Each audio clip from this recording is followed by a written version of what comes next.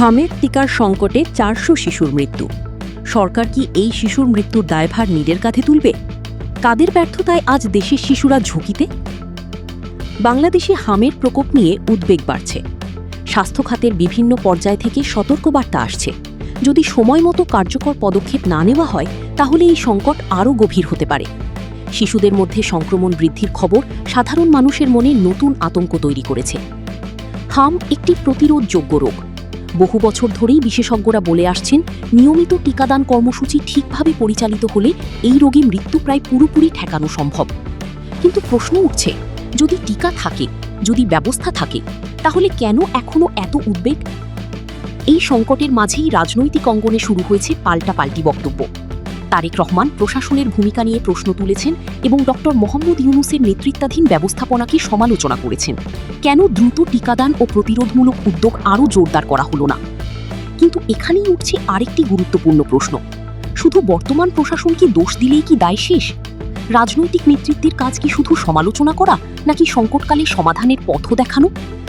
সমালোচকরা বলছেন, দেশের মানুষ যখন স্বাস্থ্য ঝুঁকিতে, তখন রাজনৈতিক দলগুলোর উচিত ছিল ঐক্যবদ্ধ হয়ে কাজ করা। কারণ ভাইরাস রাজনীতি বোঝে না, এটি শুধু সুযোগ খোঁজে।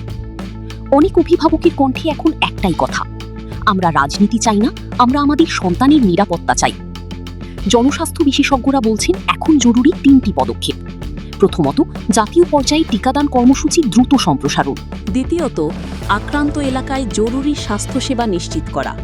তৃতীয়ত, জনগণের কাছে সঠিক ও নির্ভরযোগ্য তথ্য পৌঁছে দেওয়া। কারণ ভুল তথ্যও একটি রোগের মতো, এটি ভয় ছড়ায়, বিভ্রান্তি তৈরি করে, আর বাস্তব সমাধানকে পিছিয়ে দেয়। আজ দেশের মানুষ জানতে চায়, কে দায়ী সেটি গুরুত্বপূর্ণ, কিন্তু তার চেয়েও গুরুত্বপূর্ণ এখন কি করা হবে। একটি শিশুর জীবন কোনো রাজনৈতিক বিতর্কের অংশ হতে পারে না।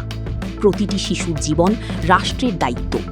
প্রতিটি পরিবারের নিরাপত্তা নিশ্চিত করা সরকারের, সমাজের এবং রাজনৈতিক নেতৃত্বের সম্মিলিত কর্তব্য।